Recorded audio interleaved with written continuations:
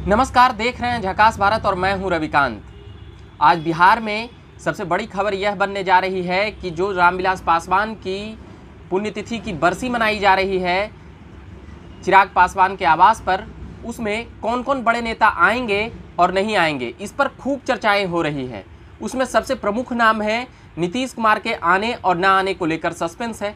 मगर आज सुबह सुबह ही जिस प्रकार से रामविलास पासवान की पुण्यतिथि है, उसको लेकर प्रधानमंत्री ने एक भावनात्मक और भावुक पत्र लिखकर अपनी इच्छा जाहिर कर दी है। रामविलास पासवान के प्रति ही नहीं, चिराग पासवान के प्रति भी उनके निमंत्रण को केवल स्वीकार ही नहीं किए हैं प्रधानमंत्री जी, एक भावनात्मक पत्र लिखकर चिराग पासवान के प्रति उनका नज़रिया भी साफ कर चुके हैं और उनके पिताजी के प्रति भी वो अपनी दोस्ती और उनकी राजनीतिक कार्यकाल की जिस प्रकार से नरेंद्र मोदी ने तारीफ की है, कहीं ना कहीं ये बातें जदयू और नीतीश कुमार को खटक सकती है।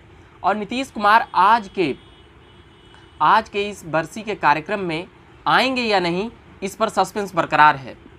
कल वाकया यह हुआ कि पिछले कई दिनों से चिराग पासवान समय लेने के लिए नीतीश कुमार से ये निमंत्रण पत्र देने के लिए कई बार प्रयास किए हैं, मगर चिराग पासवान ने कई बार कहे भी हैं कि जिस प्रकार से मुख्यमंत्री जी समय नहीं दे रहे हैं, कम से कम अपने दोस्त के बरसी में, जो पुण्यतिथि की बरसी मनाई जा रही है, श्रद्धांजलि सभा मनाई जा रही है, उसमें आएंगे तो हमें अच्छा लगेगा। मगर क्या नीतीश कुमार के पास इतना भी वक्त नहीं है कि एक सांसद के लिए समय निकाला जाए? कई विधायक जो उनके हैं यह आरोप लगा चुके हैं कि मुख्यमंत्री से मिलने के लिए काफ़ी मशक्क़त करनी पड़ती है। विपक्षी दल के विधायक तो लगाते ही रहते हैं ये बातें कि मुख्यमंत्री से मिलना खासा मुश्किल है। तो मुख्यमंत्री जी, आपको अगर विधायक और सांसदों से मिलने का समय नहीं है, हो सकता है कि आपके पास काफ़ी व्यस्तम शेड्यूल रहते होंगे और राज्य की बहुत बड़ी जिम्मेदारी वाली पद पर हैं और काम से घिरे रहते होंगे, आपके पास वक्त, ये भी बातें सही है कि आपके पास वक्त कम होगा, मगर एक सांसद और विधायक से मिलने के लिए आपके पास वक्त नहीं है। तो कहीं ना कहीं इसमें एक बातें दिखलाती है कि चिराग पासवान जिस प्रकार से नीतीश कुमार पर हमलावर रहे हैं, कहीं ना कहीं नीतीश कुमार उन बातों को अभी तक भूले नहीं हैं। और ख़ासकर क्या नहीं भूले हैं नीतीश बाबू, तो वो बातें नहीं भूले हैं बिहार विधानसभा की बातें कि जब एनडीए में रहते हुए चिराग पासवान जदयू के खिलाफ कैंडिडेट उतारते हैं, बीजेपी के खिलाफ कैंडिडेट नहीं उतारते हैं, मगर अंततः बीजेपी के खिलाफ भी 8 से 10 सीटों पर कैंडिडेट उतारने में चिराग पासवान वो कैंडिडेट उतारने में सफल हो जाते हैं।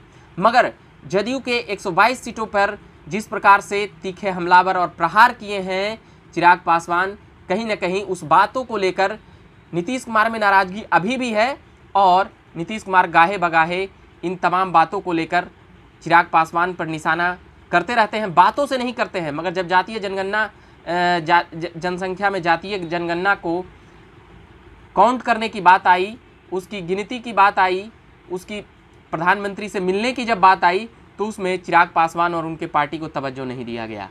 कहीं ना कहीं नीतीश कुमार चिराग पासवान को अपना राजनीतिक प्रतिद्वंदी मानते हैं, चाहे वह कितना भी नकार लें कि ऐसा बात नहीं है, मगर ये बातें दिखती है। क्योंकि चिराग पासवान ही वह व्यक्ति और राजनीतिक शख्सियत रहे जिसके कारण नीतीश कुमार बिहार की राजनीति में 15-20 सालों में पहली बार तीसरे नंबर की पार्टी नज़र आए। कहीं ना कहीं नीतीश कुमार की वजूद भी खिसकती हुई नज़र आई इस बिहार विधानसभा में। मगर समय न देना चिराग पासवान को, चिराग पासवान से आगे के सवालों में यह पूछा जाएगा कि क्या नीतीश कुमार जी आपको वक्त क्यों नहीं देते हैं, वो तमाम बातें।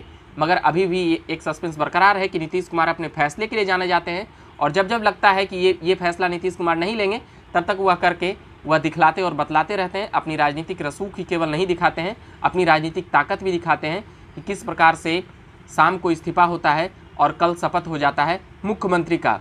ये भरसक दिखा चुके हैं नीतीश कुमार की अपनी एक पॉलिटिकल स्टाइल है, वह उस पर काम करते रहते हैं। उनका मिलने के लिए कई बार नेता चक्कर लगाते हैं मगर नहीं मिलते हैं, मगर जनता दरबार लगाकर ये बातें साफ कर देते हैं कि हम जनता से मिलना चाहते हैं, नेताओं से नहीं, हमारे पास वक्त नहीं है। ये बातें आखिर नीतीश कुमार क्या कुछ कह रहे हैं, ये बहुत कुछ समझ रहे हैं, मगर नरेंद्र मोदी का भावनात्मक पत्र रामविलास पासवान के प्रति और चिराग पासवान के प्रति उनका रुख भी दर्शाता है। कहीं ना कहीं बिहार के तमाम पॉलिटिकल अपडेट्स को हम लेकर झकास भारत पर आते रहेंगे। अभी हम चिराग पासवान के कवरेज कर रहे हैं और अभ्यर्थियों को मुद्दे के लेकर भी हम आते रहेंगे।